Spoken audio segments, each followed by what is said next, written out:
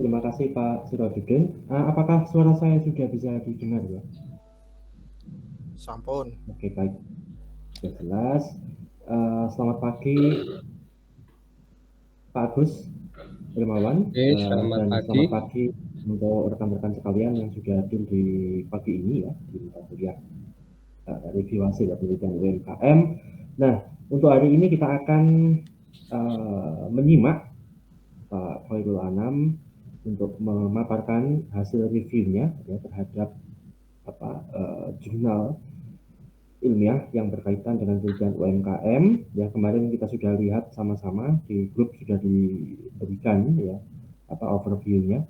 Nah, hari ini Pak Khairul Anam akan mempresentasikan beberapa poin tersebut. Baik, kepada Pak Khairul Anam, silakan Pak Khairul Anam untuk bisa memulai set screen-nya. Oke, terima kasih Pak Adit. Izin ya. Screen dulu.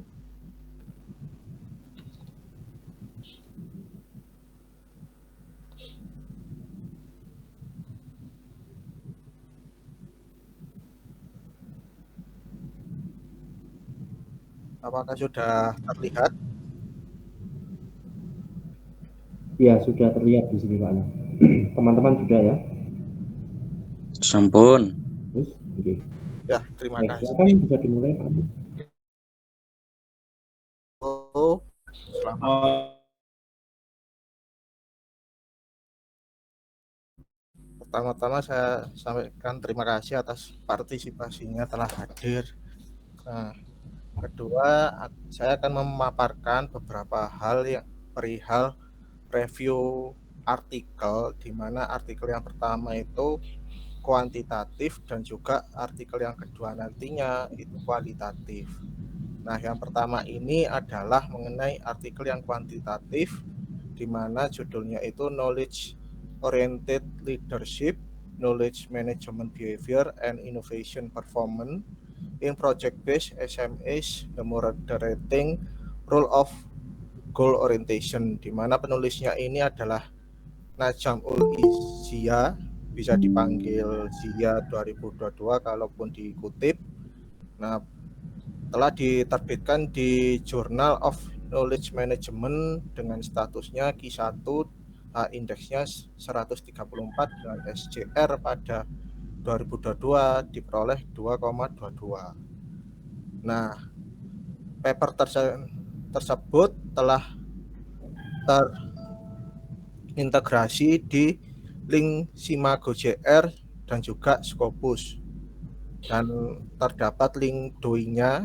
Nah, komentar saya sebagai preview bahwasanya penulis merupakan single author dalam meneliti pentingnya COL ini. Jadi COL ini singkatan dari Knowledge Oriented Leadership di Project Based SMEs.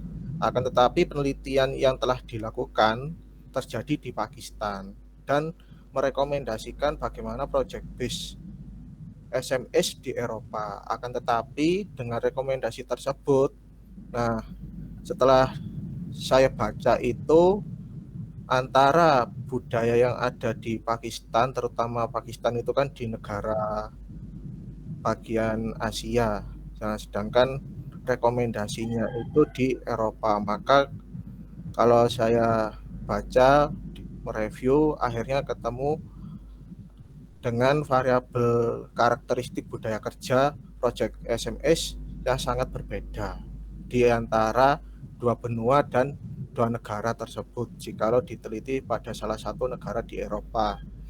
Nah, berkembangnya yang diteliti dengan yang direkomendasikan. Nah, kenapa demikian? Karena di karakteristik budaya negara maju sangatlah berbeda dengan karakteristik budaya yang berkembang. Nah, di sisi lain ini telah diterbitkan di Q1.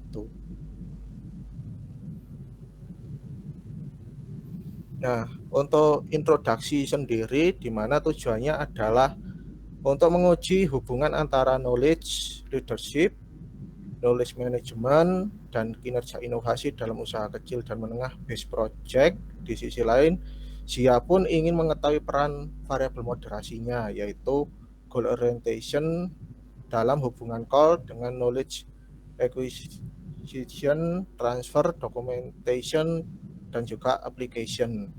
Sehingga pertanyaan yang diajukannya terdiri dari 5 hipotesis. Nah, pada hipotesis pertama itu diturunkan menjadi 4 sub hipotesis, yaitu ada H1A, H1B, H1C, H1D, dan H2 menguji variabel call terhadap KM secara langsung. Nah, untuk hipotesis 2 ini menguji variabel call terhadap kinerja inovasi dalam UMKM base project-nya, sedangkan H3-nya menguji variabel mediasi, yaitu KM itu sendiri. Dan untuk yang hipotesis 4 itu terdiri dari hipotesis H41, H4A, H4B, H4C, H4D. Untuk menguji variabel moderasi learning orientation. Begitu juga dengan H5 yang terdiri dari H5A, H5B, H5C, H5D untuk menguji variabel moderasinya perform orientation.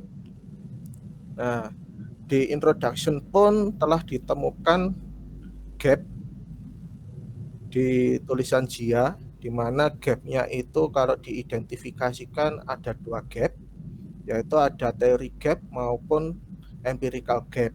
Nah, di empirical gap sendiri dia mengacu resource based view oleh Amit dan Schumacher di tahun 93, Grant 96 itu di knowledge based view, Teach dan dynamic capability di tahun 97 dan 2007, Zheng 2011 itu di knowledge based dynamic capability atau dapat disingkat menjadi KBDC view.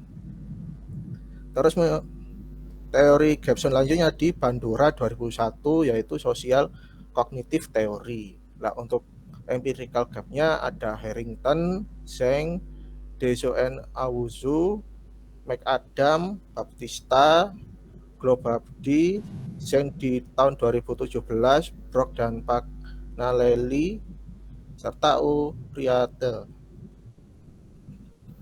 Nah, kemudian untuk literatur yang digunakan pada subbabnya literatur di SIA itu terdiri dari grand theory, middle theory, sama applied theory. Nah, kebetulan saat mereview untuk grand theory-nya sendiri menemukan knowledge based dynamic capability bersumber di Zheng, social capability theory itu di Bordi 83, Coleman 90, Becker 93, Lin 2001, dan Putman 2000, serta social cognitive theory di Bandura 86. Nah, untuk middle teorinya dia memakai knowledge management behavior, knowledge oriented leadership, employee goal orientation, dan juga project based innovation performance. Nah, untuk applied teori sendiri itu menggunakan knowledge management yang terdiri dari acquiring, transferring, documenting, dan juga applying.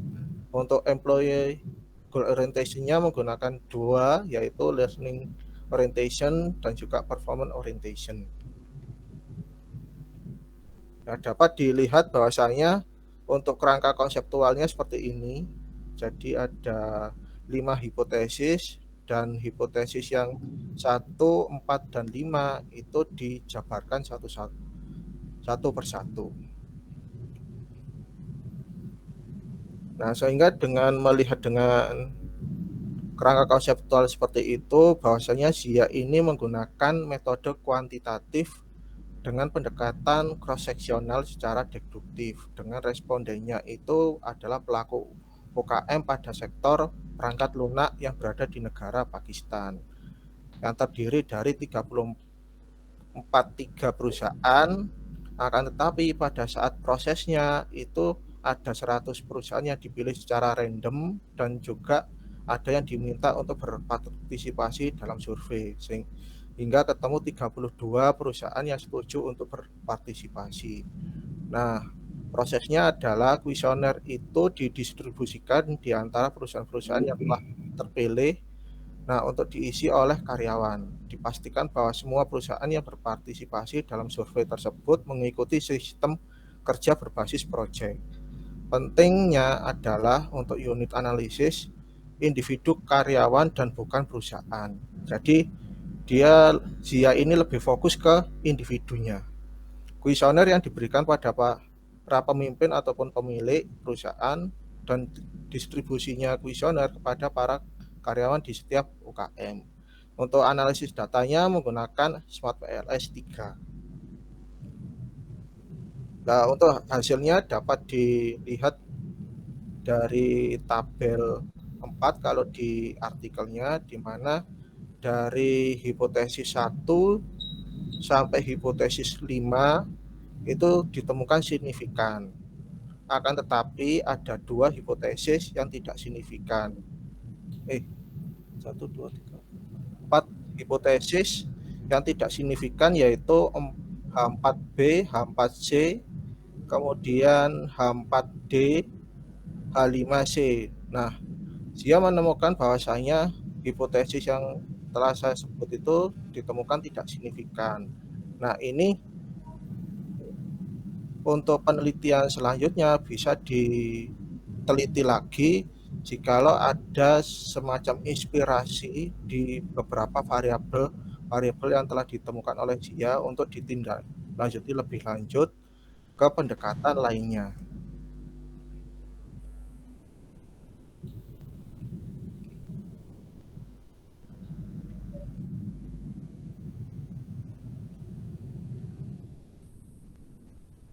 Nah, untuk diskusinya sendiri yang disajikan oleh Zia secara logika dan keterkaitannya dengan pertanyaan sangatlah relevan. Hal ini dapat didasari dari hasil temuannya dari hipotesis telah dielaborasikan ataupun ditandingkan dengan kajian-kajian lainnya seperti Samim di 2017, Donat dan De Pablo 2015, Zeng di tahun 2017, 72. Zia pun juga menyimpulkan bahwa call secara positif mempengaruhi perilaku KM dan kinerja inovasi berbasis proyek, dan perilaku KM memediasi hubungan call dan kinerja inovasi berbasis proyek. Sedangkan orientasi pembelajaran memperkuat hubungan call dan akuisisi pengetahuan, dan employee goal orientation memperlemah hubungan call dengan akuisisi pengetahuan, transfer, dan juga aplikasi. Sedangkan orientasi tujuan pembelajaran dan orientasi tujuan kinerja dalam hal hubungan call dengan akuisisi pengetahuan, transfer, dokumentasi, dan aplikasi merupakan kontribusi yang sangatlah penting dan orisinal. Nah, untuk pemeriksaan moderasi, orientasi tujuan dalam hubungan call dan KM menunjukkan temuan yang unik dalam konteks UMKM. Yang berbeda di risetnya Zia ini adalah penelitian yang ada pada perusahaan besar. Nah, penelitian Zia juga menunjukkan bahwa orientasi tujuan pembelajaran, tujuan pembelajaran tersebut tidak memoderasi hubungan call dan juga KM yang memungkinkan karena kepemimpinan yang lebih menonjol di UMKM dibandingkan dengan perusahaan besar. Namun di sini pun ada juga kekurangan yang ditulis oleh peneliti tentang call, KM, dan juga inovasi dalam konteks UMKM khususnya di Asia Selatan, terutama di negara-negara berkembang ataupun terbelakang. Sehingga kontribusi peneliti yang direkomendasikan oleh Zia itu bahwasanya KM dan dapat memperkaya literatur tentang hasil call dengan memeriksa hubungannya dalam setiap elemen perilaku KM itu sendiri secara terpisah, pada tingkat karyawan secara terpisah dan juga pada tingkat individu. Nah, kontribusi selanjutnya itu Zia mengusulkan bahwasanya penelitian tentang call masih dalam tahap awal studi ini untuk memperluas tentang hasil dari call itu sendiri dengan memeriksa hubungannya dengan elemen yang lainnya secara terpisah dan pada tingkat individu karyawan. Secara manajerialnya, implikasinya bahwasanya sangatlah penting bagi pemilik maupun UMKM dengan menyajikan lebih banyak spesifikasi maupun fokus pada pengetahuan tentang call itu sendiri dibandingkan dengan konstruk sebelumnya yang ada dalam literatur. Lebih lanjut, untuk para pemimpin UMKM, cara-cara untuk meningkatkan perilaku KM karyawan tersendiri dan juga inovasi proyek dengan menggunakan call para pemimpin dan manajer dapat meningkatkan lebih baik lagi. Nah, adapun keterbatasannya di mana SIA ini mengumpulkan data dari karyawan UMKM. Nah, kendalanya ada di karakteristik demografis karyawan dapat memainkan peran penting dalam konteks penelitian SIA, tapi SIA mengendalikan faktor demografi yang juga merupakan keterbatasannya. Nah, untuk yang ke depan bagi penelitian selanjutnya itu untuk meningkatkan kemampuan generalisasi secara umum. Pengaruh faktor demografi karyawan juga harus diteliti dalam penelitian selanjutnya. Untuk tinjauan literatur pun untuk mengungkap kurangnya penelitian kualitatif dan mengeksplorasi tentang topik call itu sendiri. Terpenting untuk pemahaman yang rinci dan mendalam serta wawasan tentang fenomena yang telah diteliti. Eksplorasi kualitatif terutama diperlukan untuk menyelidiki bagaimana mendorong para manajer untuk mengadaptasi call itu sendiri. Sehingga pendekatan yang diusulkan oleh SIA ini cross-seksional, sementara desain longitudinal dapat memperkuat temuan lebih lanjut. Jadi dari cross-seksional ini harapannya SIA ada peneliti lebih lanjut dengan menggunakan longitudinal. Jadi penelitian di masa depan juga harus mempertimbangkan desain penelitian longitudinal untuk menyelidiki dampak call-nya terhadap perilaku KM. Dan untuk artikel yang kedua adalah kualitatif, di mana penelitinya itu bernama Huang dan kawan-kawan, di mana Huang dan kawan-kawan ini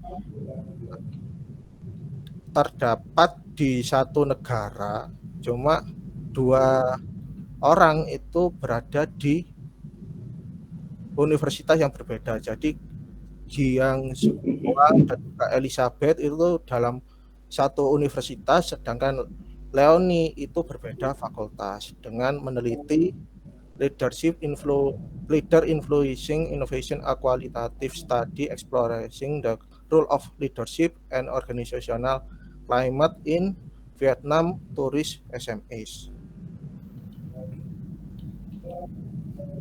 Nah, tujuannya adalah memberikan gambaran secara umum konseptual tentang adanya kepemimpinan, inovasi, iklim organisasi dalam konteks UKM pariwisata di Vietnam.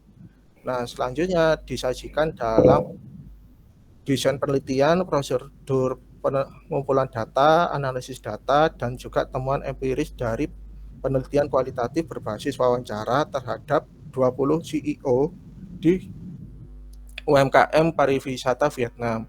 Sehingga pertanyaan yang diajukan itu ada 2, yaitu peran apa yang dimainkan oleh kepemimpinan dalam mempengaruhi inovasi dalam konteks UMKM, dan juga peran apa yang dimainkan oleh kepemimpinan dalam mengembangkan iklim inovasi dalam konteks UMKM. Nah, di sini terdapat gap juga, di mana gap itu terdiri dari 2 jenis, yaitu metode gap dan juga empirical gap, di mana untuk metode gap itu tertulis pada penelitian Salafu di tahun 2004 bahwasanya studi kepemimpinan terutama menyelidiki inovasi di perusahaan-perusahaan besar di negara maju dengan menggunakan kuantitatif. Sedangkan untuk empirical gap itu ada Bagheri, Isaacson, Scott, Wickham, Jaywall, Kozulowski, Hughes, Wilson, Aloka, Kuradot, Van der Vaart, dan juga Laforet. Nah, sedangkan literatur yang digunakan itu ada 3 hal, yaitu ada leadership in SMS, innovation in SMS, dan juga organizational climate. dan referensi-referensinya dapat dicermati di layar.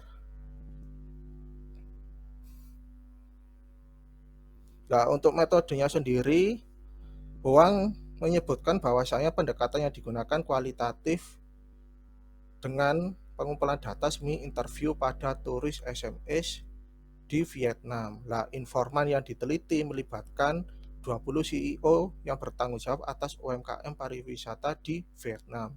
Dihubungkan dengan daftar bisnis pabrik online dari perusahaan-perusahaan inovatif di sektor pariwisata. Identitas nama 20 CEO dirahasiakan dengan memberikan notasi, kemudian diidentitaskan lain serta dipaparkan di tabel 1.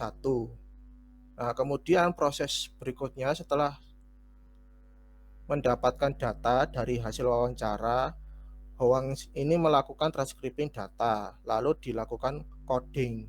Nah, coding ini untuk menemukan makna dan juga tema, kemudian dianalisis dengan alat bantu NVivo versi 11. Nah, adapun penjelasan secara rinci dan jelas mengenai langkah-langkahnya dengan menggunakan NVivo itu yang mengacu pada Criswell 2014 sampai data itu dianalisis secara jenuh. Nah, kemudian menggunakan triangulasi data untuk menduga bahwasanya adanya perbandingan antara informan 1, informan 2, informan 3 dan seterusnya. Bahwasanya untuk triangulasi data ini dipakai untuk memenuhi kaidah-kaidah pada keabsahan data. Nah, ini bentuk hasilnya, bahwasanya setelah dilakukan interview, habis itu transcripting, pengkodingan, maka ketemulah 6 tema utama yang muncul. Ada providing autonomy dan freedom for subordinates, welcoming and supportive of new idea, communication, inspiration and knowledge sharing, teamwork and collective decision making, developing reward and incentive system, and comfortable working condition merupakan tema-tema utama di hasil penelitiannya Hoang dan terbagi lagi menjadi beberapa subtema. Selain itu juga termasuk dalam tabel 2 yang telah dijelaskan oleh Hoang itu jumlah komentar dan juga responden yang dikategorikan ke dalam setiap sub juga dimunculkan. Nah, akhirnya pada saat diulas di pembahasan maka ketemu diagram konseptual di mana seorang leader atau perilaku pemimpin itu harus memiliki empowering, facilitating autonomy and collaboration, directing and monitoring behavior, setting clear structure with understanding of role and responsibility, setting target and result, building personal relationship between leader and report. Nah, ini nantinya akan disinergikan dengan working environmental of climate for innovation dan juga employee innovation behavior.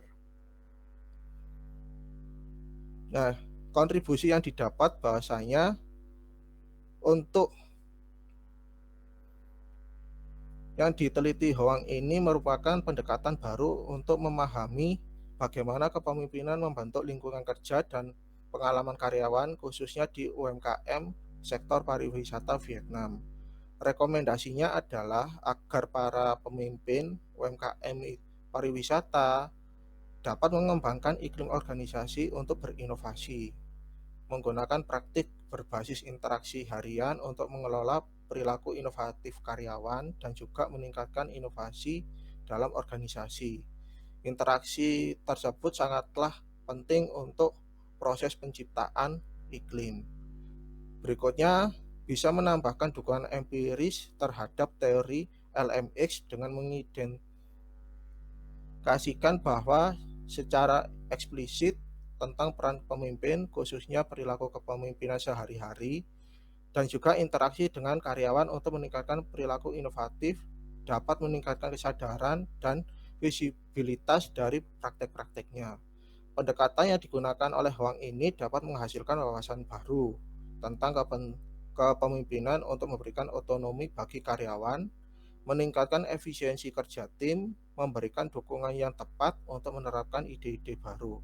Dengan penyempurnaan kepemimpinan tersebut dalam konteks UMKM pariwisata dapat ditujukan bahwa strategi kepemimpinan adaptif memiliki efek yang signifikan pada iklim untuk inovasi organisasi.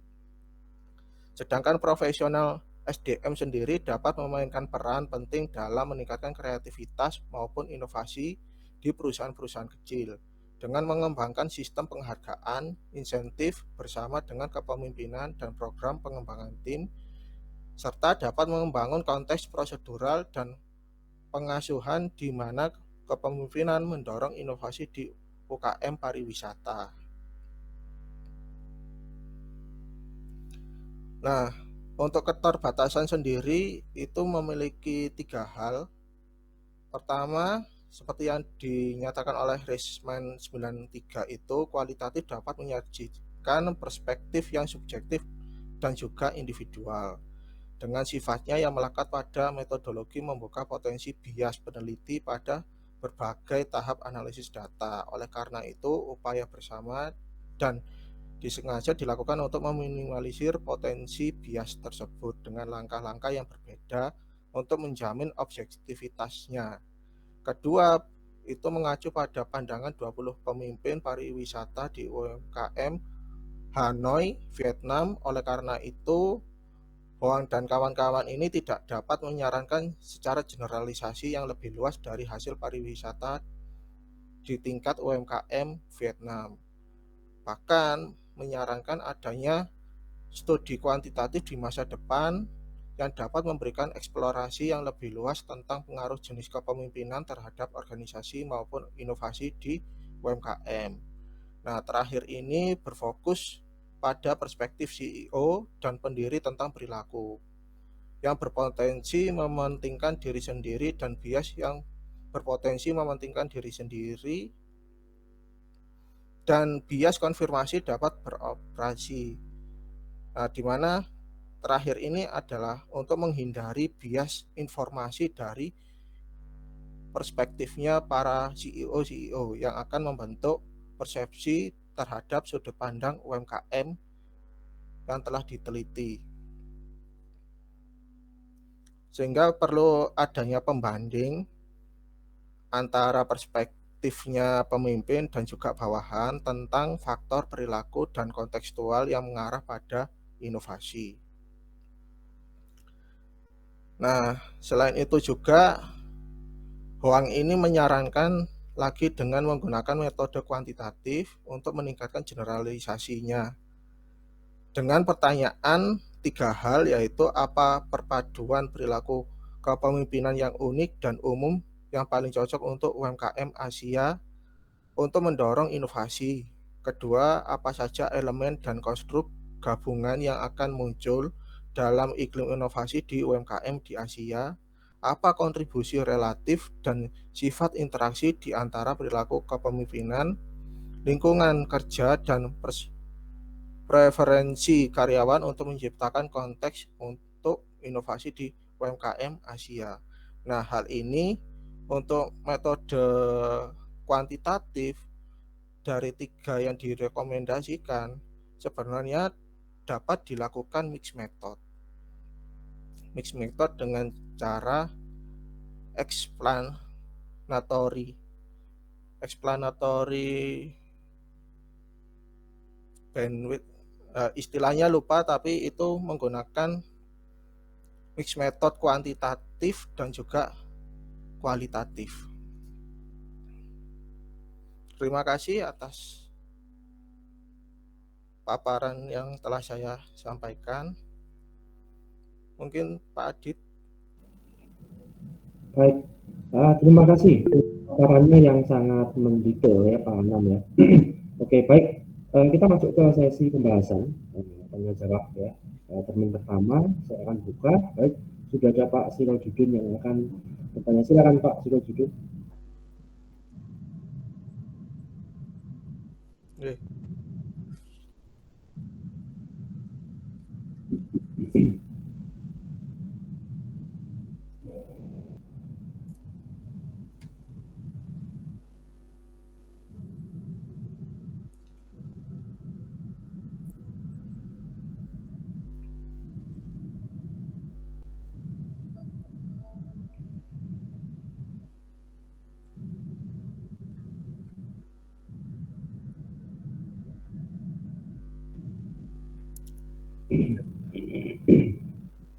Baik, terima kasih. Silakan Pak Anam untuk dijawab.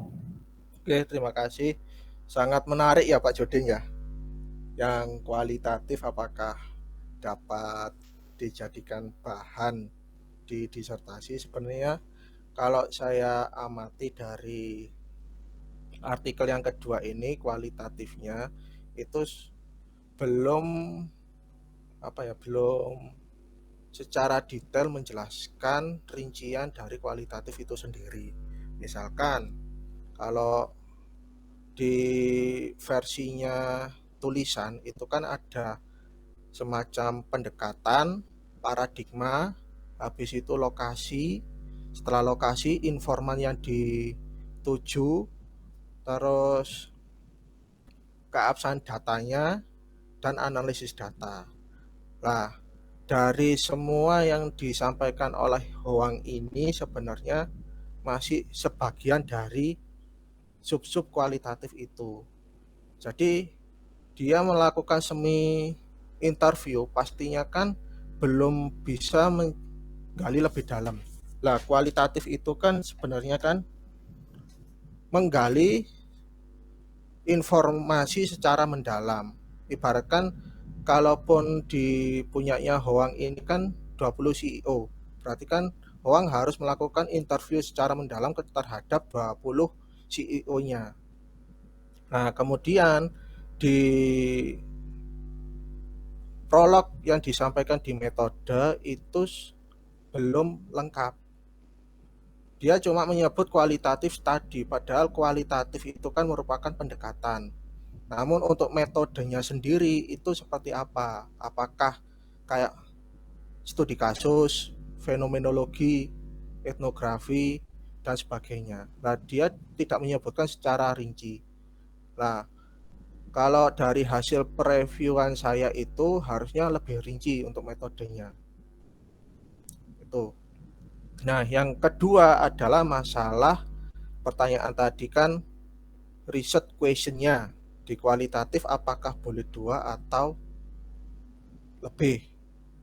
Nah, kalau saya amati dari penelitian Hoang ini kan menjawab fenomena yang ada di Vietnam tourismnya.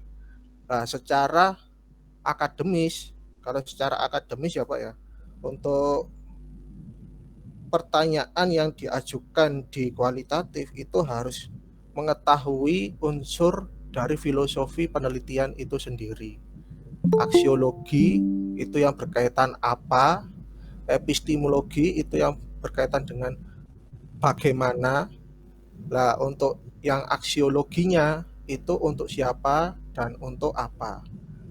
Nah, misalkan kalau sudah mendapatkan 3 filosofis itu, kita mau menggiring ke pertanyaan yang mana itu masih bisa. Misalkan, apa penyebab inovasi kerja itu meningkat?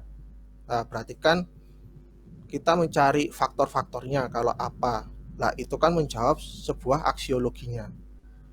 Nah, terus untuk yang bagaimana proses terjadinya inovasi, nah dari faktor-faktor itu dicari korelasinya. Maka pada saat ditemuan hasil setelah dilakukan transcripting, habis itu makna, terus pengkodean, itu nanti membentuk kerangka konseptual framework dari temuan kita. Nah, hasilnya nanti di pembahasan itu akan muncul penelitian bahwasanya dengan proses yang seperti bla bla bla, maka akan ditemukan inovasi baru. Nah, inovasi baru itu mengenai model konseptual yang telah ditemukan berdasarkan rumusan masalah dari apa dan bagaimana. Nah, itu sudah menjawab aksiologi sama epistemologi. Nah, untuk yang menjawab pertanyaan yang dari itu ontologi sama epistemologi, yang aksiologinya itu kan untuk siapa dan untuk apa. Nah, itu nanti hubungannya dengan implikasinya, implikasi secara teori maupun secara praktis. Nah, itu kalau dari segi akademisinya. Begitu Pak Judin.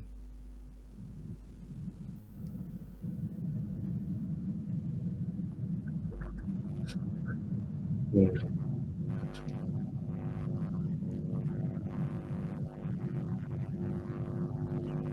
Ya,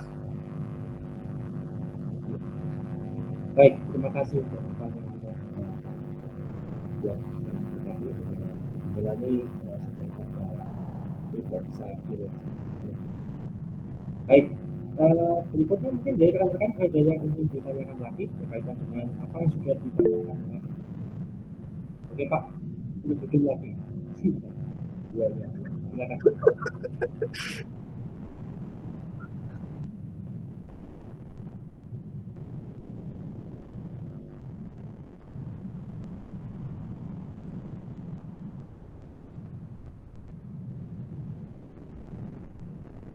nah ini kalau berbicara mitos, terkadang mitosnya itu kualitatif, sangatlah subjektif.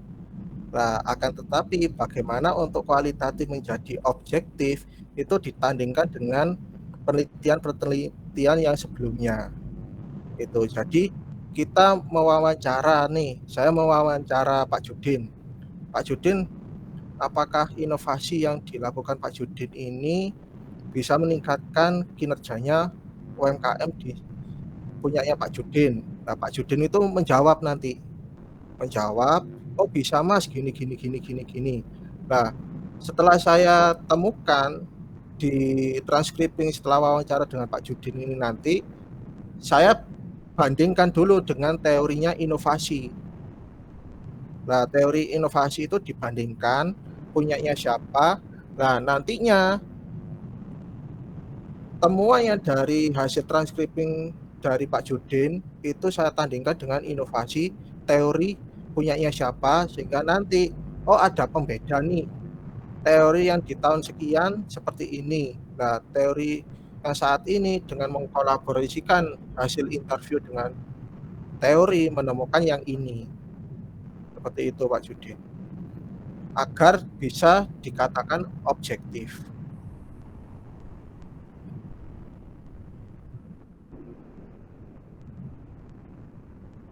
Oke, kalau mendalam itu kan sampai jenuh. Nah, kata jenuh kan masih multitafsir.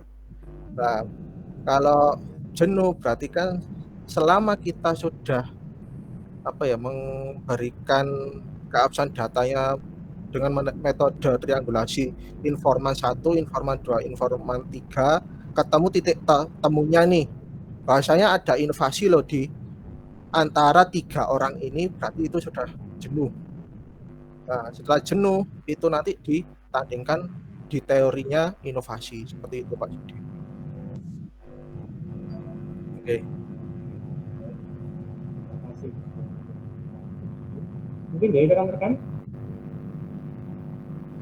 atau mungkin kalau masih belum ada, rekan bisa memikirkan apa yang ingin ditanyakan. Saya ini ingin bertanya ini. Ya. Jadi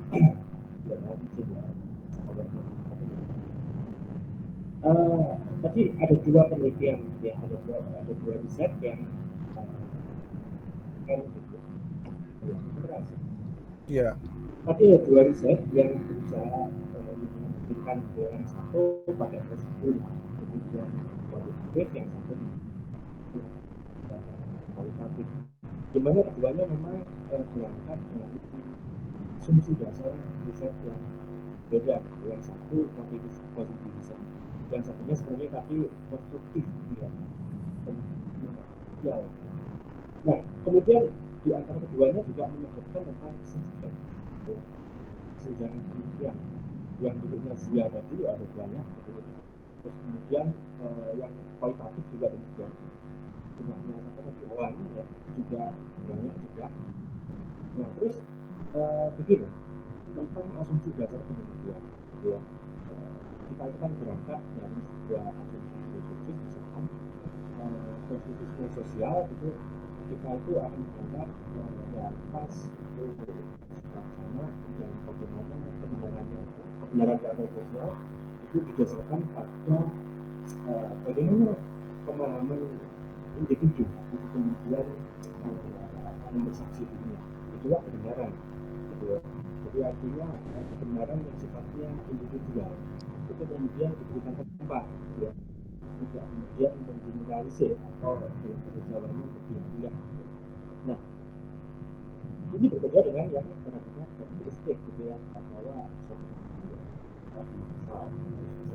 itu memang tujuan dari tersebut.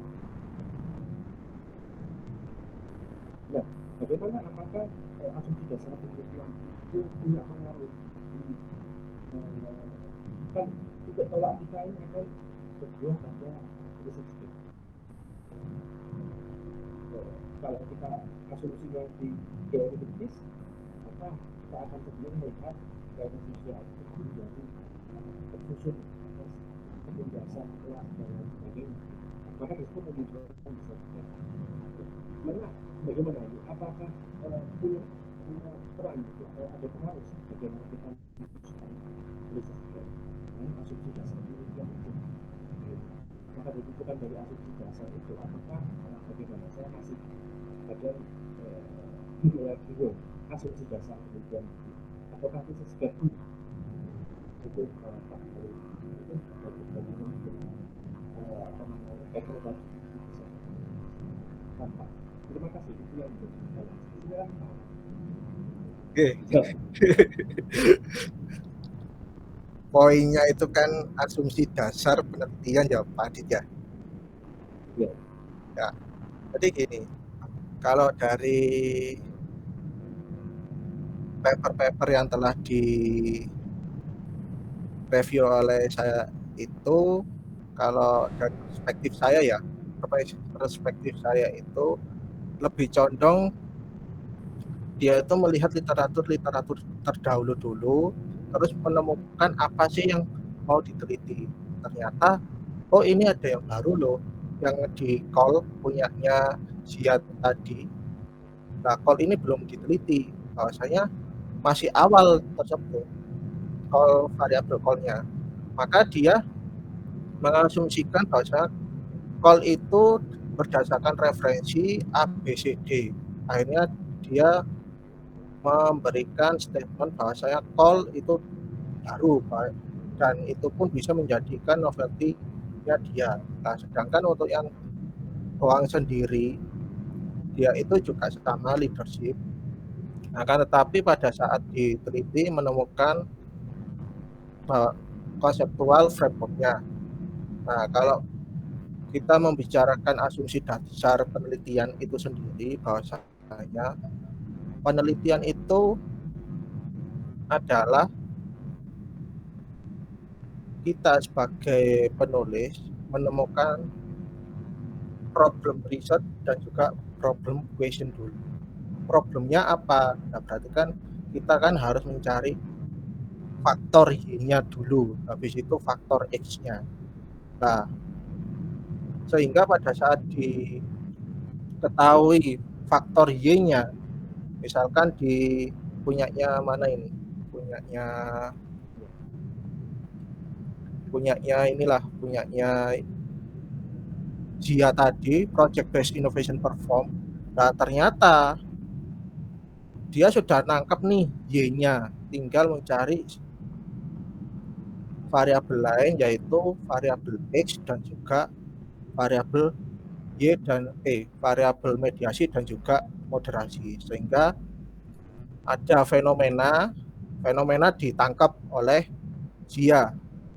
Nah, kemudian muncul problem riset berdasarkan temuan-temuan hasil literaturnya mengatakan A, B, C itu ada yang signifikan dan juga nggak signifikan. Kemudian menemukan teori gap-nya, di mana yang teori A belum tentu menjawab teori B, teori B belum tentu menjawab teori C, sehingga yang paling diasumsikan mendekati itu akhirnya pilih yang B, yang sosial teori. Nah, dari situ nanti dikolaborasi, jadi dari lapang dikolaborasikan dengan teori, maka akan ketemu variabel mediasi ataupun moderasi, dan juga bisa ketemu gap teori sama gap hasil, yaitu empirical. Kalau lebih lanjut lagi bisa ketemu gap metode. Bahwasanya metode yang telah diteliti sebelumnya itu belum banyak ini yang meneliti dengan metodenya ini. Saya pakai yang ini aja. Nah, itu bisa. Nah, yang punyanya Zia ini meskipun project based innovation ini belum ada, akan tetapi bisa nggak digabung dengan variabel-variabel ini untuk dijadikan sebuah novelty? Oh, ternyata bisa. Nah, kenapa bisa? Karena basisnya lapangannya sudah dapat, hasil empiricalnya study juga sudah dapat, sehingga ketemulah asumsi dasar dia meneliti yang seperti paper yang pertama. Gitu juga dengan yang di paper kedua yang punyanya Hoang. Nah, Hoang ini melihat fenomena yang ada di Vietnam. Oh, ternyata Vietnam ini ada loh yang unik di pariwisatanya. Nah, itu apa? Adanya inovasi dan juga seorang leader. Nah, bagaimana sih agar bisa inovasi itu berjalan? Ternyata dia mengusulkan organization climate, iklim organisasi yang baik itu seperti apa sih? Sehingga dari situ terciptakanlah di Hoang itu konseptual framework-nya atau diagram konseptualnya Oke. sebagai temuan Mhm. hanya. Seperti itu Pak Adi. Oke. Ya, jadi yang di Hoang tadi itu akhirnya hasilnya atau luarannya novelty-nya ya model itu ya, apa konseptual Model. framework itu ya. Oke. Jadi rata-rata kualitatif atau yang konstruktivis itu seperti itu ya, Mas Anam. Jadi kalaupun yang paradigma konstruk itu kan ada dua sifatnya, Ya. merekonstruksi atau konstruksi. Kalau konstruksi itu benar-benar baru. Kalau rekonstruksi itu kita memodifikasi apa yang kurang dari konstruksi tersebut. Seperti itu. Oke, baik, baik. Oke, terima kasih Pak Anam. Jadi krisis gap dulu baru baru asumsi dasar sepertinya ya, problemnya dulu ya. Nah, kalau prosesnya itu asumsi dasar dulu baru ke lapangan. Misalkan Oke. kita sebagai seorang peneliti kualitatif misalkan. Nah, itu kita harus tahu kondisi lapangannya itu seperti apa fenomenanya. Oh, gini, gini, gini, gini. Ketemu, kita cari teori yang cocok itu seperti apa. Oh, ketemu nih A, B, C, D ketemu. Lah nanti bagaimana cara mengolah teori tersebut menjadi pertanyaan untuk informan, kemudian dijadikan sebagai bahan baku analisis data kualitatif dengan menggunakan NVivo ini. Cuma kalau di yang seharusnya itu kan bisa menggunakan analisis datanya, katakanlah Robert Yin atau Corbin Strauss atau Spradley dan sebagainya, itu sebagai analisis. Nah, sedangkan ini kan disebutkan NVivo. Nah, NVivo kan alat bantunya saja, Ya. sehingga tidak menyebutkan secara rincinya analisisnya itu menggunakan sumber apa. Sumbernya Yin, sumbernya Corbin Strauss, Spradley, Ya, ya. Kozinet, atau lain-lainnya, seperti itu. Nah, ya, ya. Oke, paham. Terima kasih Pak Khairul Anam. Ya, silakan Sama-sama. teman-teman yang lain. Bu Desi Tantriana sepertinya ingin bertanya karena gerak terus tadi. Sepertinya ingin bertanya. Bu Desi, yo. Bu Desi nomor sama siapa itu Bu Desi? Bu Desi?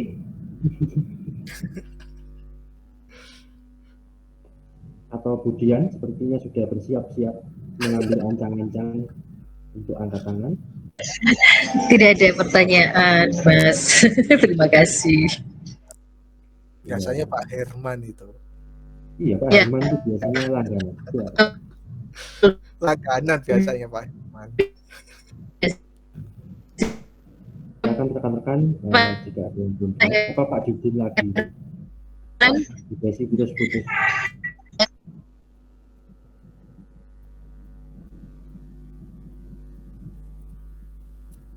Baik, Bu Anita mungkin.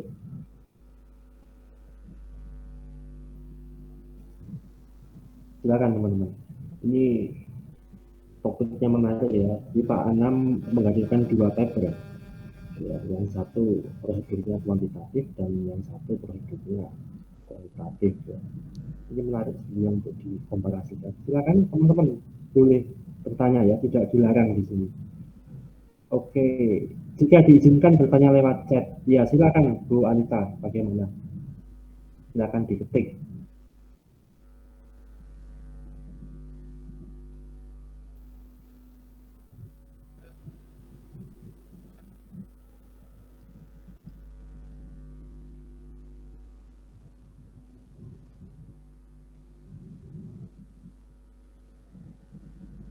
Ya, baik Bu Anita. Tadi di artikel pertama ada kerangka konseptual yang hanya 5 hipotesis. Ya, bagaimana Bu? Terus pertanyaannya, Ya, pertanyaannya.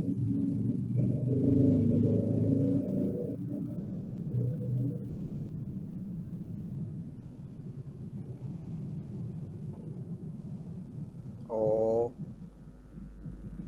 ya. Gambarnya banyak tapi hanya 5 hipotesis. Baik, nah itu saya kurang paham itu Pak Ahmad. Anda mau bisa menjawab itu. Ya, Jadi yang gini, tahu kan Pak. ya terima kasih atas pertanyaannya, menarik sekali ya. Terkadang kan kalau apa itu di kuantitatif kan kadang kala gini, kalau konseptualnya sudah ketemu hubungan kausalitasnya, sudah diketahui, oh itu 7 hipotesis, oh itu 8 hipotesis, 10 hipotesis, 12. Nah, menariknya di sini adalah di punyanya siapa ini? Zia itu kan apa ya? 5 hipotesis, namun ada hipotesisnya dibagi per sub. Sebagaimana yang dijelaskan di hipotesis 1, hipotesis 4, dan juga hipotesis 5. Nah, untuk hipotesis 3 ini lebih kurangnya mediasi. Jadi gini, Bu Anita, dalam memberikan apa ya, gambar kerangka konseptual itu tergantung dari si peneliti itu sendiri. Jadi peneliti itu mau melakukan apa ya, kajian yang mana dulu, kalaupun sangatlah relevan itu bisa dijadikan sub hipotesis. Kalau saya amati lebih dalam, KM behavior itu kan masih konsep, dan juga employee goal orientation ini masih bentuk konsep. Nah, sehingga pada saat diteliti, Zia ini membreakdown menjadi 4 sub hipotesis, manakala itu meneliti kayak indikator. Jadi konsep, indikator, item. Nah, sebenarnya ada yang menyebut dimensi atau konstruk. Banyak. Nah, kalau urutannya itu kita harus menemukan konsep.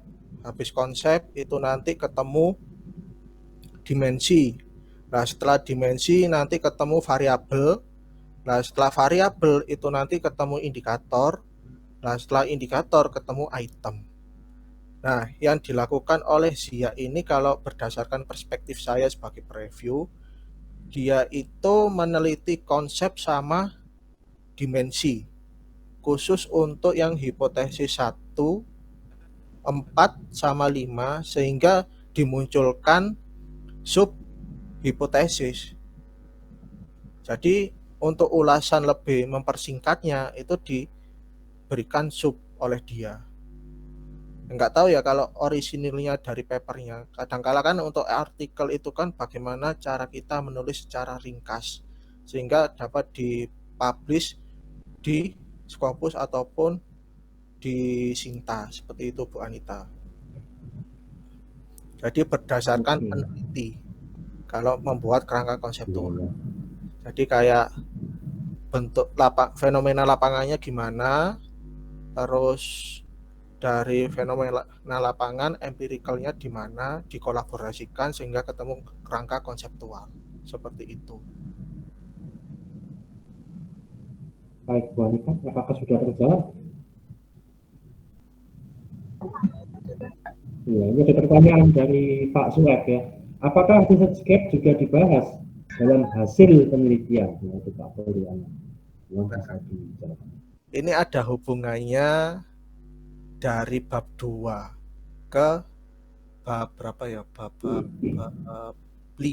Kan kalau 4 itu kan Medpen 5 itu hasil pembahasan.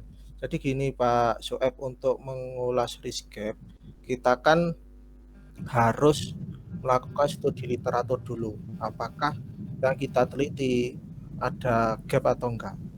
Nah, gap itu bisa disampaikan di latar belakang. Bahwasanya misalkan yang punyanya Jia ini ya ada call sama project based innovation perform.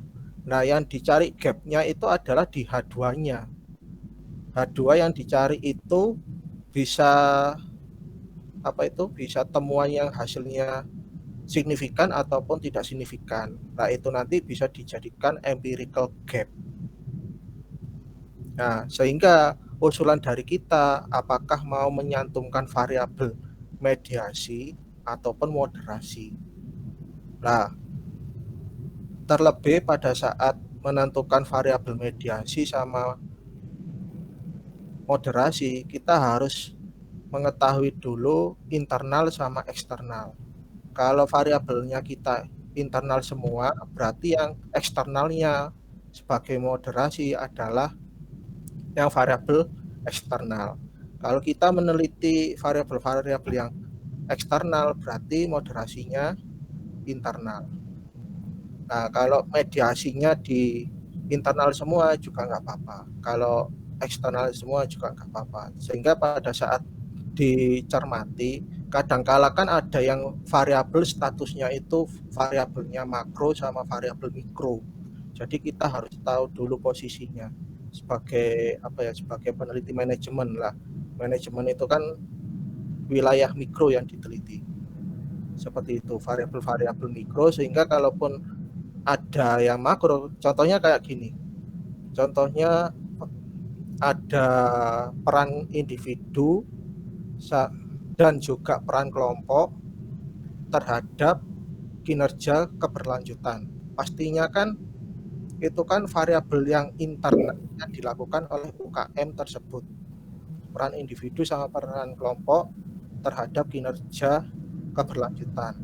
Nah, eksternalnya apa? Berarti kan eksternalnya kan peran pemerintah. Nah, peran pemerintah ini bisa dijadikan sebagai variabel moderasinya.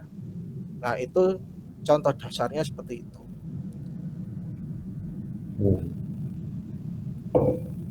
Oke, baik. Apakah sudah terjawab Pak Suek?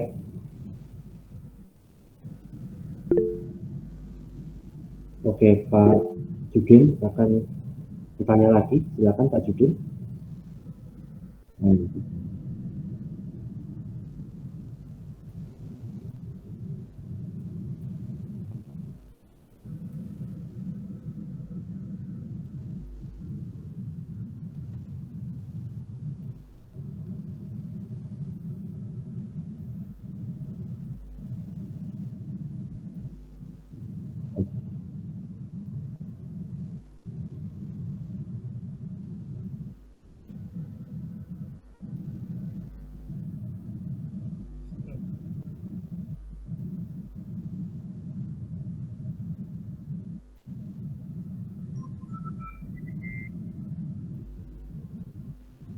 Oke, baik. Silakan mungkin Pak Poliana bisa memberi masukan.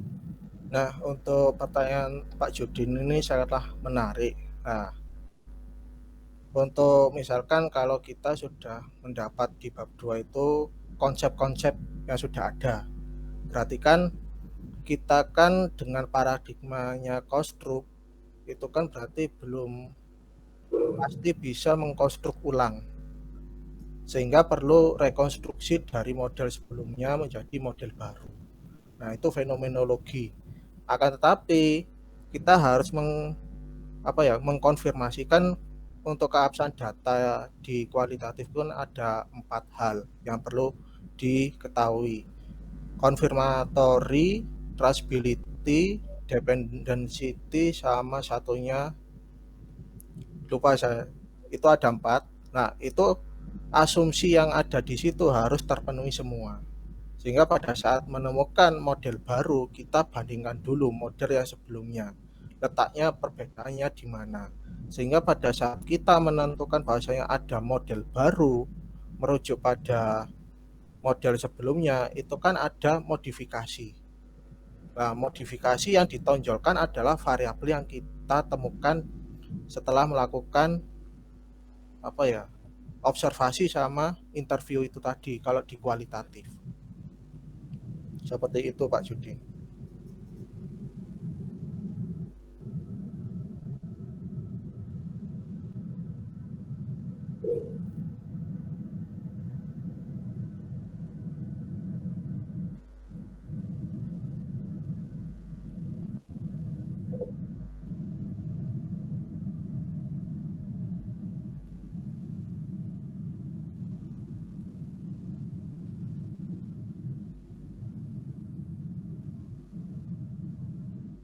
Biasanya ada yang beda Pak Judin.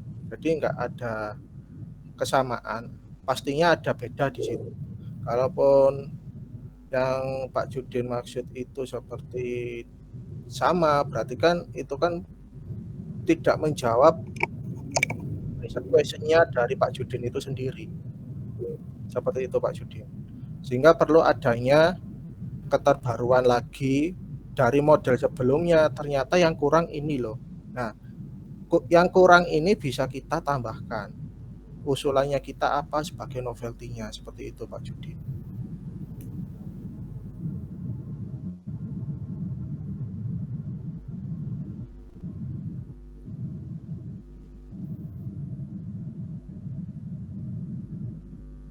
Di cross check ulang Pak Judin, jadi sampai menemukan titik jenuhnya di mana. Kalau sudah 3 kali itu sudah menemukan hal yang sama, berarti itu datanya sudah valid dan sah. Itu untuk memenuhi syaratnya keabsahan data yang konfirmatori sama kredibilitasnya di kualitatif. Oke. Terjawab ya Pak Judin ya. Oke, tentang fenomenologi ya. Ya, di fenomenologi cukup banyak versinya ya. Ini Pak Judin menggunakan IPA ya. Oke, baik. Iya, ini tadi Pak Sueb ya sudah bertanya tentang research gap. Oh iya, Pak Abdul Anam. Jadi di bab 1 ya, di latar belakang kita itu kan mengungkapkan tentang research gap. Terus kemudian tadi Pak Sueb bertanya, apakah research gap ini juga hasil penelitian?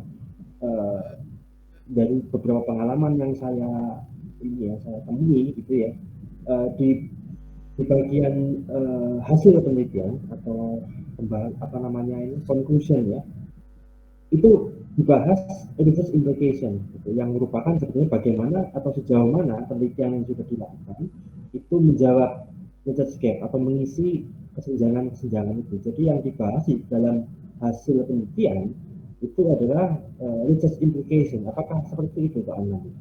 Itu ada hubungannya dengan research gap pada akhirnya. Apakah seperti itu Pak Anam?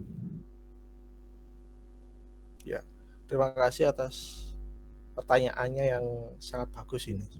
Sebenarnya ada keterkaitan antar bab satu sama lainnya. Nah, di mana bab 2 itu kan ibaratkan kerangka tulangnya manusia lah. Nah, di situ kan harus terkoneksi dengan bab 1, terus di bab 3, bab 4 sama bab 5. Lah, gap ini nanti bisa menjawab si orang keberapa sih dari yang gap yang telah tersebut. Sehingga itu nanti bisa dijadikan seperti implication-nya teori maupun implication-nya secara praktis. Seperti itu. Jadi ada keterkaitannya gap itu di bab 1-nya ada, di bab 3-nya kerangka konseptual pun juga ada. Terus di bab berapa itu? Bab 4 itu analisis, bab 5-nya itu pembahasan pun juga ada. bab 6 pun juga ada. Nah, akan tetapi gini, bila mana hasil itu tidak terjawab, maka kan timbullah keterbatasan penelitian. Seperti itu. Ya. Nah, keterbatasan penelitian ini hal yang sudah kita lakukan tapi tanpa tidak disengaja itu menjadikan sebuah keterbatasan kita. Misalkan rencananya kita cuma neliti para karyawannya di UMKM. Ada salah satu variabel yang di situ misalkan cuma koordinatornya ataupun pemimpin yang bisa menjawab. Nah, di keterangan kita di Medpen, misalkan di informanya ataupun di kuantitatif responden tambahan itu tidak tertulis, nah maka itu bisa dijadikan sebuah keterbatasan penelitian. Seperti itu. Oke, baik. Ya, terima kasih Pak. Jadi ketika ada research gap kemudian tidak terjawab, maka masuknya bukan di implication tapi di limitation ya atau batasan. Bisa kedua-duanya, antara limitation sama keterbatasan. Itu. Iya, limitation. Limitation karena banyak sekali keterbatasannya ini. Gitu. Tapi terkadang harus dibedakan antara keterbatasan penelitian dengan kelemahan peneliti. Lah itu. Iya. Kelemahan penelitian biasanya tidak disadari oleh peneliti. Nah, sehingga dapat diasumsikan sebagai keterbatasan peneliti. Oh ya. Jadi jangan sampai salah persepsi lah antara keterbatasan peneliti sama kelemahan peneliti. Baik, terima kasih Pak Anam dan rekan-rekan yang sudah bertanya. Kita sampai pukul berapa ini Pak? Kita masih punya waktu kan? Bentar. Kita sampai 11.30 ya rekan-rekan. Mungkin ada rekan-rekan yang ingin menambahkan lagi untuk pertanyaannya. Pak Lutfi mungkin, Pak Herman, dari 2 artikel yang sudah dipresentasikan oleh Pak Anam tadi.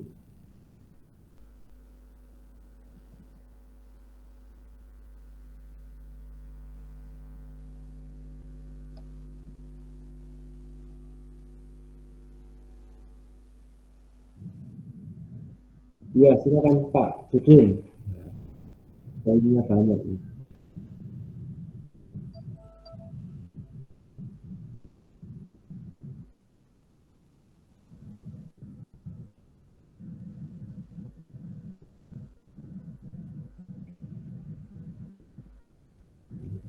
Oh itu. Ya. Itu pertanyaan Pak Judin itu tadi sempat saya sebut tapi lupa namanya. Nah sekarang baru ingat namanya. Jadi kalau yang Pak Judin sebutkan tadi bahwasanya itu harus menggunakan mix method. Nah, mix method ini ada yang exploration embed sama explant embed. Nah, explant embed ini di mana 70%-nya itu kuantitatif, 30%-nya quali.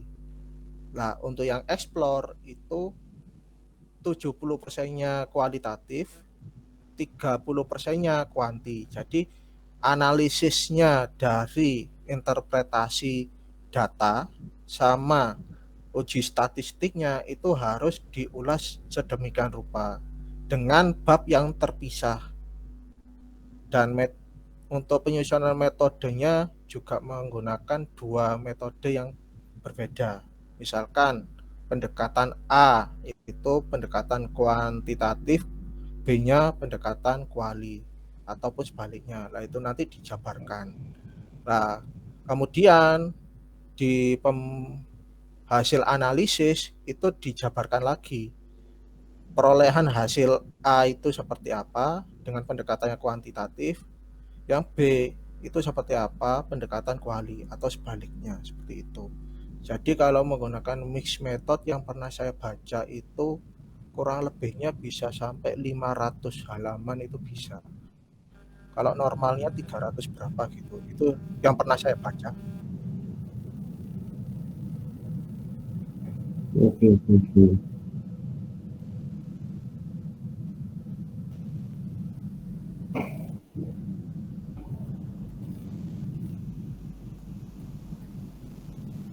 Seolah-olah 2, Pak. Cuma prosesnya itu harus sesuai prosedural penelitian. Seperti itu. Itu yang mau dilakukan oleh Pak Judin ya nanti. Jadi disertasi 2 kali. Metode. Iya. Tidak miss method, tetap 2 kali begitu. Oh. Ya. Baik rekan-rekan, terima kasih Pak Judin yang sudah memperbanyak pertanyaannya ya hari ini sehingga diskusinya berlangsung cukup seru. Baik, rekan-rekan mungkin ada yang ingin bertanya, ada Pak Lutfi, ya silakan Pak Lutfi. Pak Sueb sudah bertanya tadi ya. Kita punya 17 anggota kelas itu. Itu ada Bu Nurika ya, Bu Nurika. Terus kemudian ada Pak Dayat mungkin ya, Pak Dayat.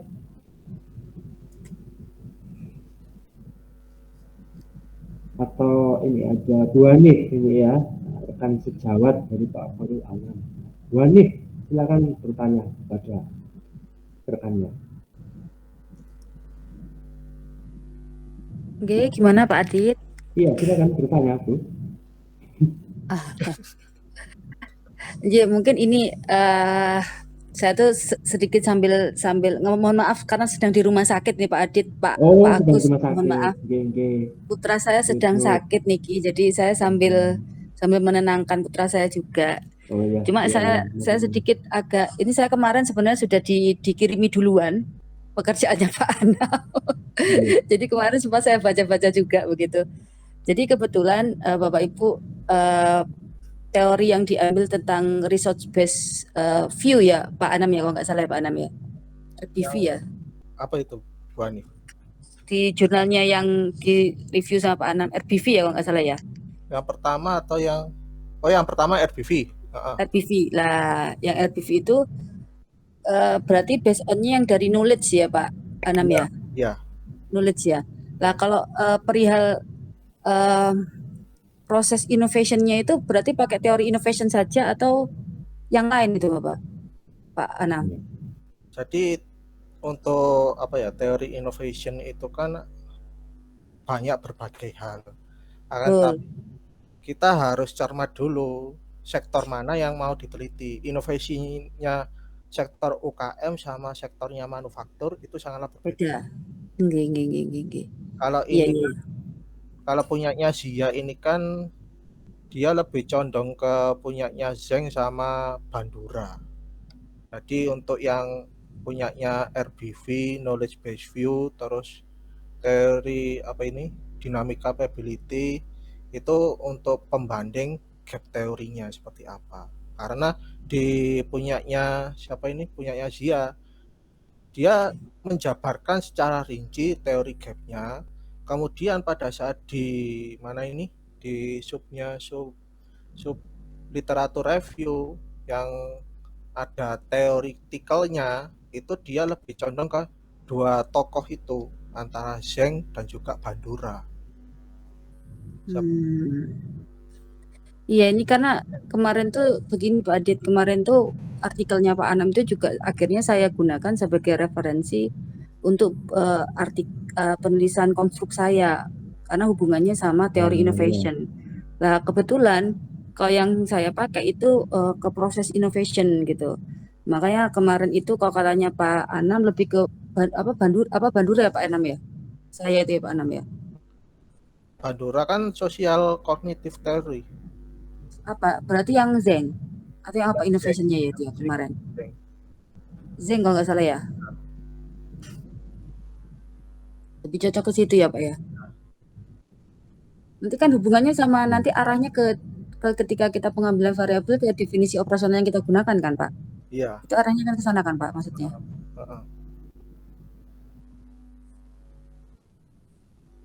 Jadi untuk mengarahkan sebuah innovation ya, terkadang itu lebih mudahnya itu kita mapping dulu grand teorinya seperti apa, middle-nya bagaimana, sama applied teorinya. Dimana kalau kemarin itu sempat baca-baca masalah variabelnya inget tapi judul panjangnya lupa. Jadi ada penulis itu variabel organization apa itu kemarin? Oh, ini organisasi pengaruh budaya organisasi digital, kapabilitas digital terhadap kinerja organisasi, peran mediasi inovasi digital. Nah, di situ dia mengutarakan bahwasanya grand teorinya dia itu RBV. Nah, RBV kemudian diturunkan ke middle teorinya organization culture dan juga dynamic capability view, sehingga update teori yang didapat gabungannya itu menemukan digital organization culture sama digital capability. Nah, dari situ terus diulas menemukan bahasanya untuk meningkatkan kinerja organisasi, kebetulan kan kinerja organisasi yang dia teliti untuk faktor Y-nya.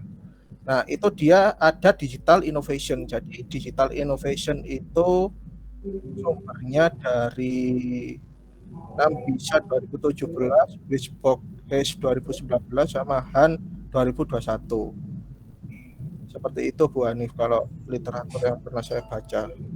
Nah, kebetulan ini ada variabel menarik, inovasi digital. Digital innovation ya. Tapi arahnya ke sana ya. Iya. Ya, oke, baik. Bisa ketemu ya Bu Hanif ya. Itu makanya sebenarnya banyak yang diobrolin sama Pak Anam perihal innovation Pak Adit. Cuma kalau misalkan hubungannya sama yang makanya saya tertarik sekali sama yang artikel pertama sebenarnya. Kebetulan begitu. Cuma kalau saya nangkap kan memang kalau saya baca ya Pak Anam ya, mohon maaf ini mohon izin mungkin karena saya sedikit bacanya tidak semuanya, jadi skimming saja. Gap research-nya itu hanya ada 2 ya Pak ya, nggak ada gap, fenomena gap nggak ada ya Pak ya? Yang kalau ditemukan ya. Kalau saya baca ini kok sepertinya ada fenomena gap-nya gitu, cuma nggak yakin apa yang di Pakistan apa yang di Eropa itu maksudnya itu. Nah, yang gap research-nya itu loh Pak. Jadi gini, untuk yang punyanya Shopee, punyanya Zia ya. Punyaan Zia ya, Najam Ul Zia. Kalau dikutip kan namanya Zia. Oh iya benar Zia benar. Jadi gini, untuk Zia ini kan penelitiannya ada di Pakistan. Nah, kemudian di bagian bagian recommendation atau implication, entah itu secara teori ataupun praktis, dia itu memberi saran kalau nggak salah, rekomendasi ya. Di papernya itu menyarankan bahwasanya ini kalau di Pakistan, Asia Selatan itu seperti ini loh. Lah bagaimana di Eropa? Jadi kayak misalkan Zia ini menawarkan peneliti-peneliti Eropa untuk meneliti di Eropa bagaimana keadaannya. Seperti keadaan yang konseptual ini, best innovation performance-nya itu seperti apa. Seperti itu Bu Hanif. Jadi fenomenanya itu belum ketangkep di situ. Dia cuma neliti di Pakistan, Asia Selatan. Nah, sedangkan rekomendasinya itu di wilayah Eropa. Nah, wilayah Eropa ini merupakan negara-negara maju lah. Nah, secara culture-nya, karakteristik budaya di sektor UMKM itu sendiri itu kan sangatlah berbeda. Nah, katakanlah kalau di mana ya? Ambil contoh lah, misalkan Eropa Yunani dengan Pakistan. Itu jauh loh. Kalau diasumsikan seperti itu. Paling enggak kan yang sewilayah Asia Selatan, misalkan Pakistan dengan Bangladesh, Pakistan dengan Sri Lanka. Nah, itu nanti ketahuan culture-nya, meskipun ada 70-30%-nya itu hampir mendekati culture, tapi itu nanti akan yang berbeda sistem innovation-nya di situ.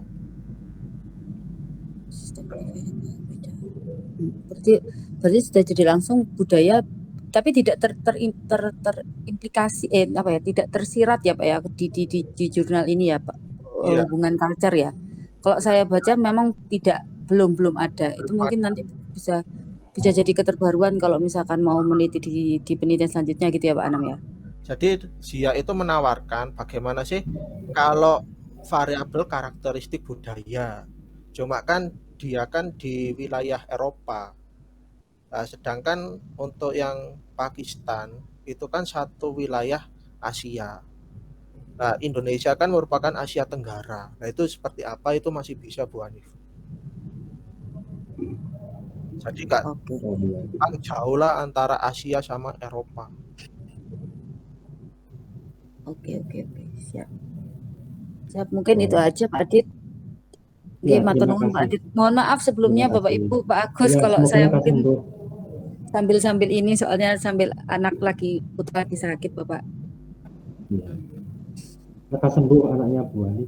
Amin. Terima kasih Pak Adit. Oke. Jadi kalau beda wilayah itu juga sudah termasuk gap ya Pak Baru Anam ya? Itu sudah gap fenomena itu. Gap fenomenal. Oke. Ya berarti Baik, mohon maaf rekan-rekan berarti sekalian. gap risetnya berarti sebenarnya bisa ditulis 3 toh Pak Anam ya? Bisa, cuma kan nggak dia cuma jelas gitu. Nggak terlalu Nggak eksplisit. nyentrong dia, nggak nyentrongin fenomena memang kalau saya baca dari jurnalnya. nggak disorot dia. Iya. Terima kasih Pak Adit. Baik, rekan-rekan iya sama-sama Bu Hanif. Baik rekan-rekan sekalian, kita sudah pukul 11 ya. Kita akan coba untuk nyimak itu berikutnya bagaimana ulasan atau wejangan ya dari Pak Agus Hermawan ya, berkaitan dengan apa yang sudah diungkapkan oleh Pak Baru Anam tentang dua research paper tadi. Baik, terima kasih rekan-rekan sekalian untuk diskusi hari ini. Setelah ini langsung saya akan serahkan kepada Bapak Agus Hermawan selaku dosen pengampu mata kuliah. Ya, terima kasih kepada Pak Agus Hermawan. Saya serahkan forum ini. Terima kasih. Silakan. Terima kasih Pak Aditya. Tampaknya tulisan Pak Aditya juga sudah terpublikasikan ya Pak. Saya kok menerima konfirmasinya gitu. Oke. Oh, oke. Ya. Bu Nurika? Ye Pak. Monten tanggapan dulu.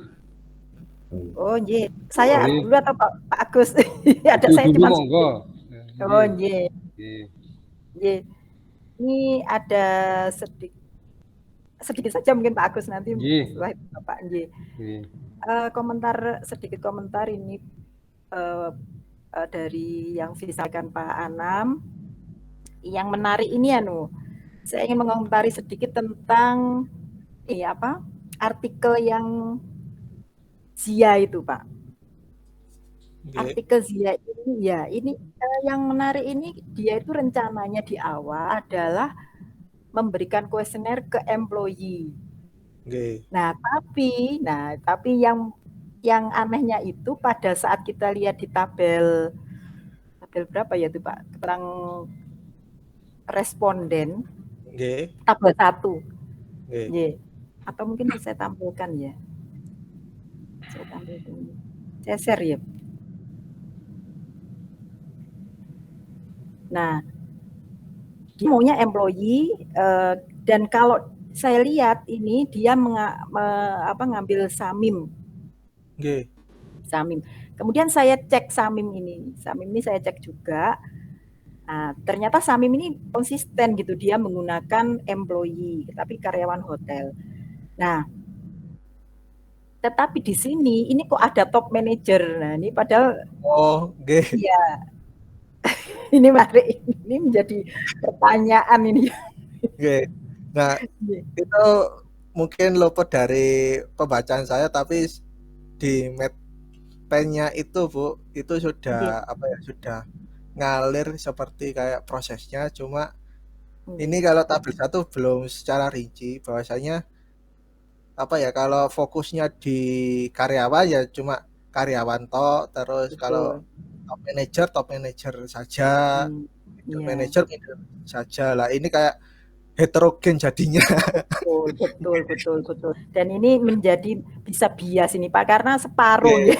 Ini bisa jadi kelemahan dari artikel ini. Jadi, Dan iya. itu kalau saya baca keterbatasan tidak tercantum itu, Bu. Tidak ya, padahal ini kan pengaruh ke Padahal- hasil. Betul.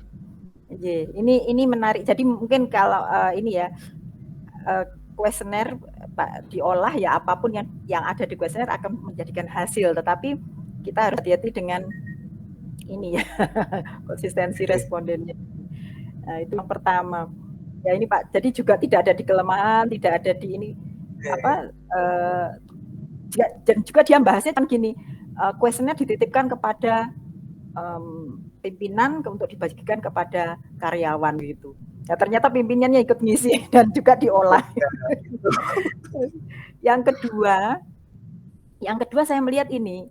Nah, ini mungkin ini jadi nanti perhatian kita bersama kalau pada saat penulisan disertasi.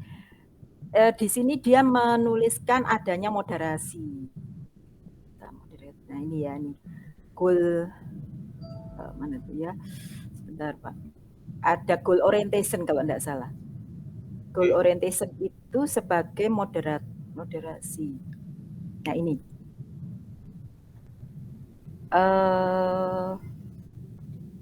Sebentar, ada moderasi. Tetapi pada saat saya lihat, mungkin nanti Bapak bisa komentar juga yang ini ya Pak ya, moderasinya itu.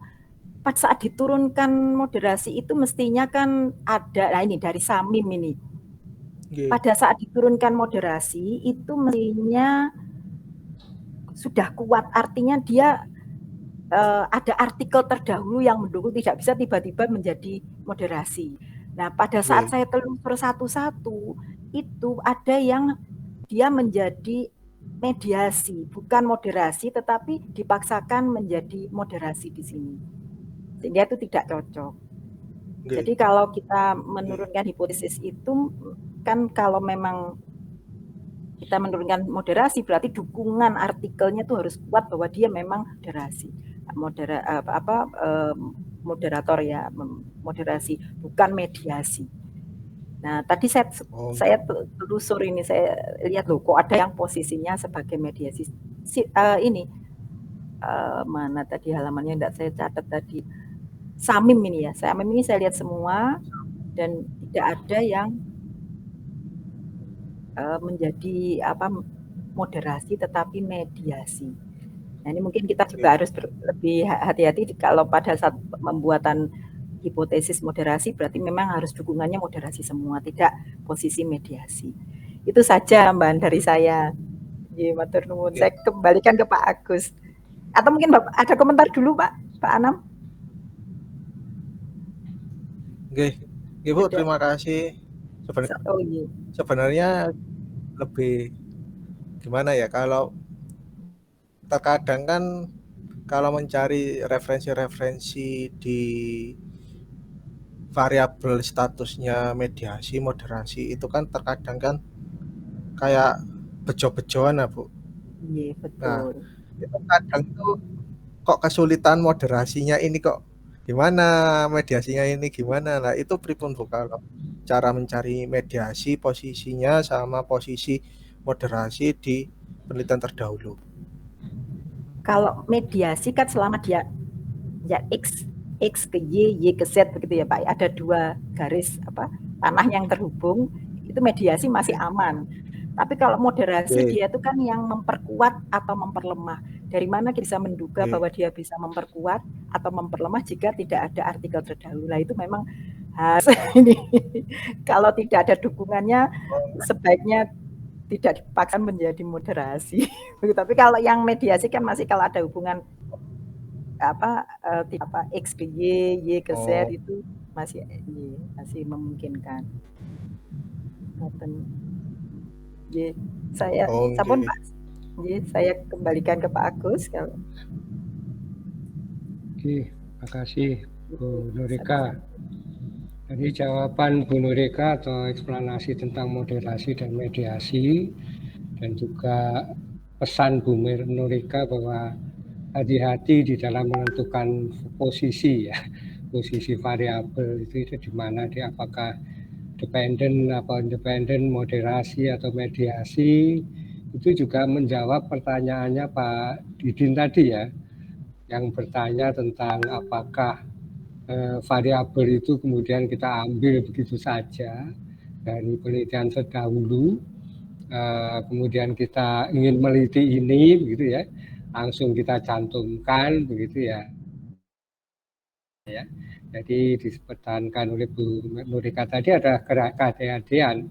Kehati-hatiannya itu adalah tentunya dilihat dari kesejarahan ya, kesejarahan daripada proses ketika jurnal itu kita ambil, atau kita juga melihat bahwa satu variabel tertentu yang kita akan jadikan penelitian, tentunya kita ingin adanya variabel yang paling mutakhir yang memang dibahas di dalam review jurnal. Biasanya ada review jurnal itu kalau Bapak dan Ibu sekalian ingin melihatnya, nah itu sebagai landasan ya, apakah satu variabel tertentu memang mempengaruhi atau memoderasi dan sebagainya dan seterusnya ya. Kira-kira seperti itu Pak Didin, jadi jangan asal ambil ya. Atau kita sudah melihat penelitian dahulu seperti ini loh ya, saya tak ngambil ini nah itu harus dicek and recheck lagi ya. Jadi seperti itu pesan yang disampaikan ya. Juga penelitian ini juga mengklaim, kalau kita lihat di original penemuannya ya, penemuan dia mengklaim bahwa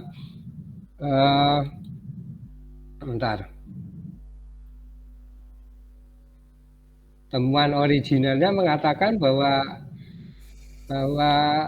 this study extends the literature on knowledge based dynamic capabilities ya, by examining the relationship of KOL atau KOL, knowledge oriented leadership, ini sebagai sesuatu yang baru ya, sesuatu yang baru project di dalam behaviornya ya, behaviornya.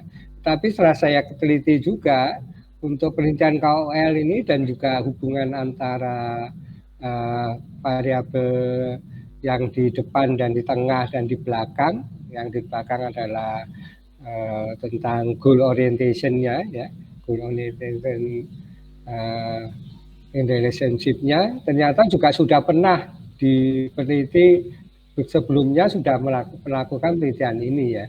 Jadi dia sebenarnya tidak betul-betul baru gitu, maksud saya adalah seperti itu, meskipun klaimnya seperti itu ya, dia mengklaim adalah ini adalah sesuatu yang baru begitu, intinya seperti itu.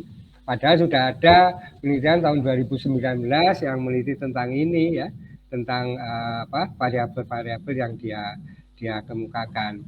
Kemudian sebenarnya juga kita tidak bisa membandingkan ya, antara tadi betul penyaji mengatakan bahwa tergantung dari budaya ya, satu perilaku organisasi itu lebih banyak kalau kita bicara manusia di dalam organisasi ya tergantung budayanya, sehingga sebenarnya klaim keilmuannya tidak perlu dibandingkan misalnya dengan Eropa, begitu menurut saya ya, sudah tidak perlu dibandingkan, cuma hanya tolong ini kalau di Eropa pelaksananya bagaimana, begitu aja. Tapi begitu memasuki negara yang sedang berkembang, negara dengan budaya Asia, itu masing-masing berbeda. Asia pun kalau kita lihat Pakistan mungkin beda dengan Indonesia ya, tetap memiliki ciri khas. Dan ini juga di penelitian yang kedua, itu suggestion penelitian selanjutnya yang kualitatif, itu ternyata juga menginginkan adanya perbandingan, atau dia membandingkan dengan pelaksanaan ini dengan seperti di Asia. Nah, padahal budaya masing-masing perilaku organisasinya berbeda-beda, saya yakin ya. Nah, itu yang menyangkut beberapa konten yang perlu kita kritisi. Tentang metodologinya, saya kira untuk metodologi yang kuantitatif cukup baik, sudah menurut kadar yang mereka harusnya lakukan menggunakan PLS ya. Kemudian yang kita lihat lagi untuk tadi diskusi tentang kuantitatif dan kualitatif, 70% dan 30% ya, keterikatannya atau penelitiannya ya. Itu sebenarnya 70% dan 30% itu tergantung dari peneliti sendiri. Tapi dalam kenyataannya bisa jadi akan menjadi 50% dan 50%. Itu hanya perkiraan saja. Kita tidak bisa memperkirakan bahwa yang satu 70%, yang satu yang 30%. Namun diakui bahwa masing-masing sebenarnya ada kelemahannya ya. Dan penelitian ini di penelitian pertama juga menganjurkan adanya penelitian kualitatif. Karena dia tidak bisa menggali dan mengambil kesimpulan secara mendalam tentang perilaku leadership-nya kalau penelitian selanjutnya tidak melakukan penelitian kualitatif. Ya, seperti itu ada kata-kata seperti itu. Yang kedua juga demikian. Yang kedua 20 orang yang diteliti, CEO yang diteliti itu adalah masih terbatas menurut mereka ya.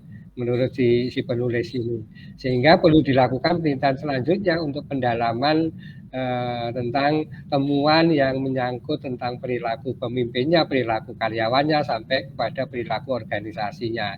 Yang di tengah itu kan tentang perilaku organisasinya ya, untuk hubungan konektisitasnya antara pemimpin dengan bawahan.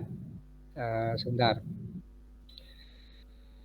Nah, kalau kita lihat ya lagi bandingkan ya. Jadi mixed method itu menurut saya ya seperti ibaratnya itu adalah seperti upaya konfirmatori yang ada di penelitian kuantitatif ya. Kuantitatif itu kan ada konfirmatori juga. Jadi ketika kita tidak puas, peneliti tidak puas atau tidak memperoleh jawaban yang jelas tentang hasil penelitiannya, dia bisa melakukan dengan konfirmatori melalui salah satu, apakah kuantitatif dulu dilakukan, kemudian dia tidak puas dengan itu dan akhirnya dikualitatifkan. Tentang angkanya tadi saya kok masih yang 70%, 30% itu kita bisa berdebat sebenarnya ya. Nah itu yang mungkin saya agak meloncat-loncat. Yang apakah 2 pertanyaan cukup ya untuk satu penelitian kualitatif ya, kualitatif. Nah, ini pertanyaannya adalah perilaku pemimpin ketika dia mempengaruhi karyawannya untuk berinovasi kan, ya. Yang kedua itu Bapak dan Ibu sekalian sudah melihat tayangannya tadi ya. Nah, yang kedua pertanyaannya adalah apakah dia bisa mengembangkan iklim inovasi itu terhadap karyawannya. Saya kira ini 2 hal yang berbeda tetapi saling berhubungan sehingga bisa dari tulisan yang kedua itu bahwa dia bisa menggambarkan bahwa di Vietnam memang bisa dirumuskan atau dihasilkan satu framework tentang behavior inovatifnya di antara pengaruh pemimpin yang tentunya mengendalikan organisasi terhadap upaya inovasi. Cuman akhirnya yang muncul meskipun dia menggunakan NVivo, saya masih melihat banyak indikator lah katakanlah di kuantitatif ya, meskipun ini kualitatif, itu tidak ada hubungannya atau tidak ada kaitannya dengan innovativeness ya, baik tentang behavior leadership-nya atau upaya untuk menciptakan climate atau lingkungan yang di perusahaan itu penuh dengan innovativeness. Nah, ini indikator-indikatornya itu artinya adalah masih sumir ya, katakanlah seperti itu, masih sumir ya. Nah, seperti itu ya, karena pernyataan kesimpulan dari indikatornya masih sangat bisa diinterpretasikan macam-macam dan tidak terkait dengan faktor innovativeness, variabel innovativeness ya. Nah itu ya. Seperti itu yang ingin saya sampaikan. Kemudian yang kedua, ya, tulisan yang kedua ini adalah tulisan dari orang Vietnam, kemudian dia berkolaborasi dengan Elizabeth Wilson, ya, dari Victoria University di Melbourne, kemudian dari Griffith University ini di Queensland, ya. Saya menduga ini adalah satu kolaborasi yang baik. Sarannya kalau kita bisa melakukan setelah Bapak Ibu pasca S3 nanti berkolaborasi dengan yang lainnya, karena biasanya ini akan memperkuat relationship penelitian kita dengan universitas-universitas lain atau ahli-ahli yang lain, ya. Dan saya juga menduga mungkin ini mahasiswanya atau bagaimana, ya, mahasiswa salah satu universitas yang siapa Giang Hong ini, ya, Giang Hong, ya, kalau tidak salah, ya.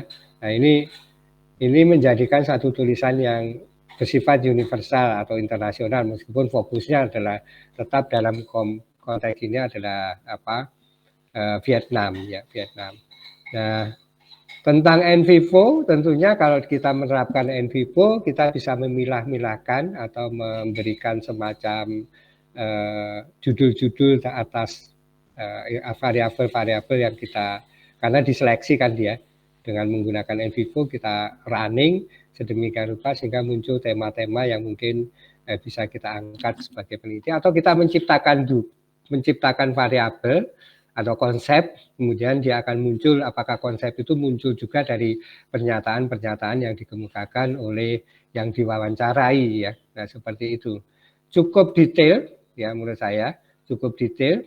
Nah, ya, sehingga kalau kita lihat tulisan ini memang pantas, ya, cuman dari kritisasi tadi tetap ada kelemahan dan kekurangannya, ya.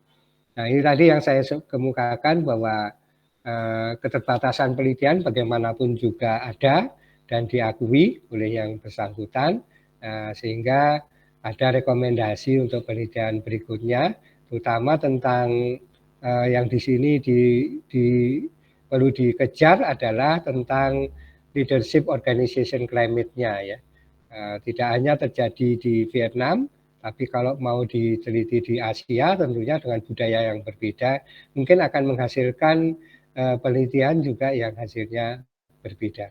Semuanya itu adalah untuk mengurangi bias, ya, karena diakui sendiri oleh peneliti bahwa dia tidak ingin bahwa penelitian ini terjadi bias, ya. Saya kira itu Bapak dan Ibu sekalian.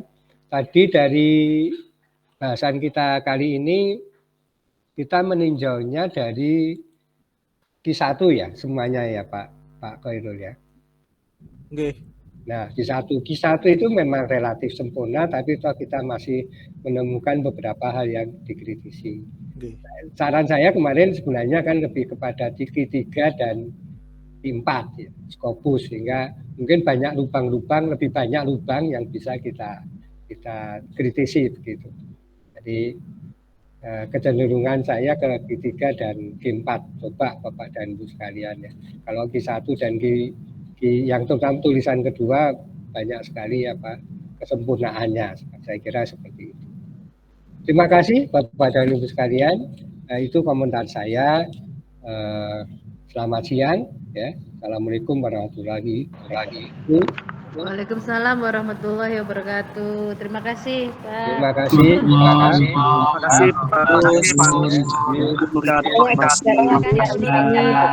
Saya juga izin.